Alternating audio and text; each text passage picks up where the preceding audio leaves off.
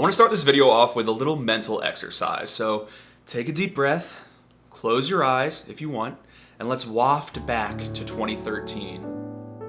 Think about all the truck songs and the oppressiveness of the bro country sound. Think of Luke Bryan twerking in the back of his truck. Think of tan legs and sugar shakers and Zac Brown before he went off the rails saying that Luke Bryan's That's My Kinda Night was the worst song he'd ever heard. Think of Tom Petty calling out country music and Brad Paisley and Carrie Underwood having to make light of it at the CMA Awards. And think about how fans of country music were getting increasingly frustrated that not only was the mainstream sound of the format really derivative, it's that the lyrics felt really derivative too. They were all shallow. And a lot of us, self-included, were pissed about it. Now, come back to the present and just ask yourself this question. Is that still how you're feeling about mainstream country music? Because if it is, and when someone suggests that they play a mainstream artist for you, you just want to run your head through a wall. No! God, please, no! No! I get it. But I'm just gonna gently say, maybe take a second look, because I think we're actually in a very healthy time of mainstream country music. Now don't get me wrong, of course there is still corporate, mass-produced garbage. Of course there are still really dumb songs. Of course, like the boyfriend country era has kinda replaced the bro country era, but that's a smaller little subset of the whole than bro country, which was like the whole umbrella. But when I kind of survey the mainstream, I'm not seeing nearly the level of homogeneity and shallowness that I was earlier in the decade. I still see that, but I'm also seeing it tempered by depth and variety. And I think you need that in the music world, and there's no point in fighting it. Like, you wouldn't want every movie to be Manchester by the Sea, even though Manchester by the Sea is beautiful and sad. Sometimes you're gonna want Pirates of the Caribbean. And actually, they make each other better because they serve different purposes. Yeah, of course, I still think things like Good Girl are terrible songs. And I still experience extreme cognitive dissonance looking at the output of someone like Kane Brown and wondering, how is this country? Except that new song BFE of his, which I really like. It was blue jeans, gold rings, dry rotted tire swings, yeah, that's all we know. But on the whole, I think mainstream country music is in a pretty healthy place right now, and that deserves to be celebrated. And we'll see if anyone cares about this video, because typically people just like dunking on it, and I do too. I mean, it's fun, but I think there's good stuff, and I just want to say that. Because while the indie scene and the red dirt scene, and the Appalachian scene, these people that are outside the Music Row major label system are doing some of the most incredible work, and I want to always highlight that. I want always more people to know about Flatland Cavalry and for people to go and check out Emily Scott Robinson. The major labels have a lot of money, and they have a lot of power, and they have a lot of distribution ability. And for every music nerd like you and me, I only listened to straight ahead jazz from about 1987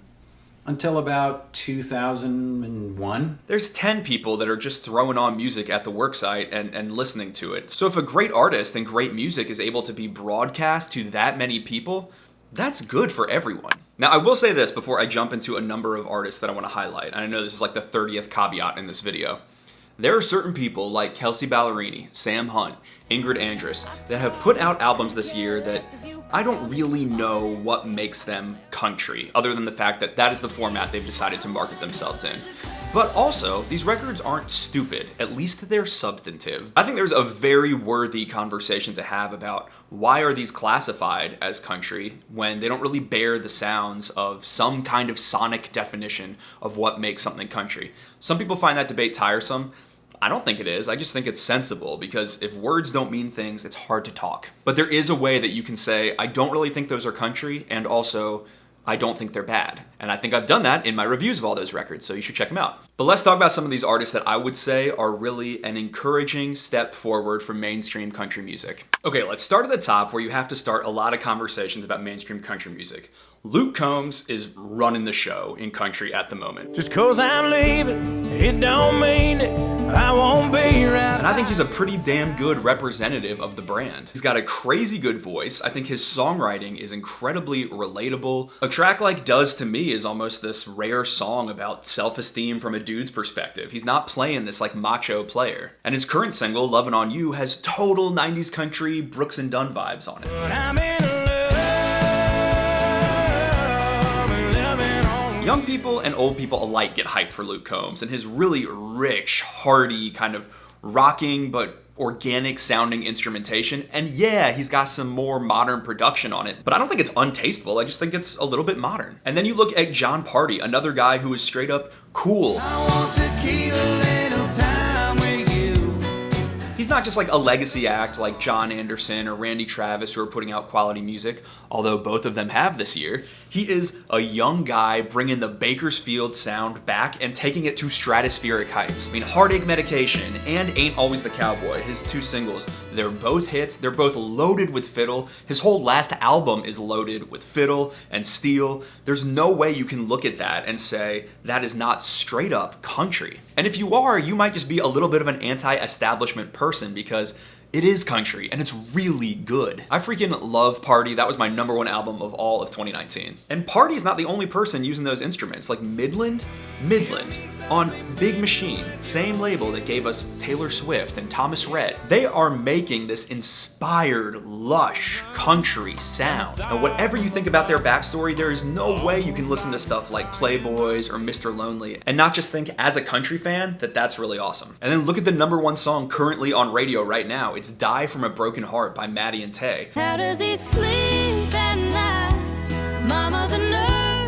Which has some of the most gorgeous harmonies you're gonna hear on the radio, timeless lyrics about heartbreak, and a lovely acoustic sound. Maddie Tae roasted that whole era that I started off this video talking about, and I love to see them years later kind of have their big comeback moment. And the album they released earlier this year, there's tons of songs on there that are kind of a fresh twist on that classic, like 90s country sound that we all love so much.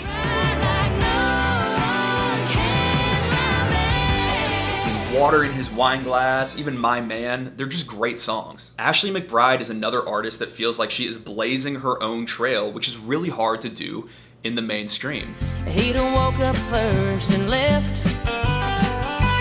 But as you guys know, Ashley McBryde has a crazy good voice, this very wry, womanly storytelling songwriting about, murder and one-night stands and all these things. But the Bible doesn't say a damn thing about your daddy's lover. She's getting produced, pushed, and becoming a success on a major label. And One Night Standards, although it's taken a long time, has become a hit. You love to see it. Kip Moore fits into a similar lane as Ashley McBryde, as someone that is doing his own thing, his own way. He's got this kind of Springsteen, rocky vibe, and people are really connecting with it, despite the fact that it doesn't sound like all the Snaptrack Boyfriend songs. It's an unconventional path to success. I think it takes longer to get there, but you have more dedicated fans when you actually get to the top. It's something that Eric Church has done really well. And by the way, Eric Church is as relevant as ever today, releasing his own kind of protest moments like Stick That in Your Country Song, and then this new one, Bad Mother Trucker. Eric is someone that I think has played the last decade very well, and it's paying off for him now. I would say the exact same thing about Miranda Lambert, who has also made a pretty awesome comeback with her new song Bluebird. The house just keeps on winning. I got a wild card in my sleeve. The songwriting on Bluebird is unusual and interesting, and it clicked. Oh, and another person that got popular the same time as them, Dierks Bentley, he just put out that Hot Country Nights record, and it's awesome. I know it's a parody album, but it sounds great. She's a country baby through and through. I'm telling you, like the steel and the fiddle, it's making a comeback and it's actually cool. It's not just cool for old fogies, it's actually cool. And even some of the guys that are gonna be a little more bro-y, a little more mainstream, like I've said, I think Morgan Wallen and Hardy are both a cut above. I think the songwriting is strong, I think the vocals are strong. Like Hardy's new single, Give Heaven Some Hell. I hope you hit those ghost streets on two wheels. That is a song that is mixing this like anthemic celebratory tone with mourning about death of a friend. And my thoughts on Morgan, I just made a whole video on that, so you can watch that. But his voice, crazy. And it even feels like labels are really savvying up to the Texas scene and signing distribution deals with people like Cody Johnson with his belty voice and his rodeo vibe. I think that's a really good development. And I just got back from the gym and thought of even more artists that I didn't even mention in this original recording of the video.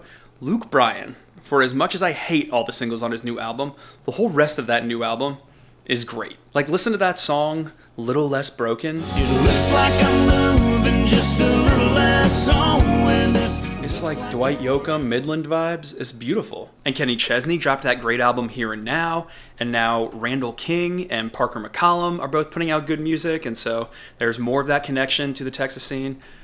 There's a lot of good stuff right now, guys. A lot.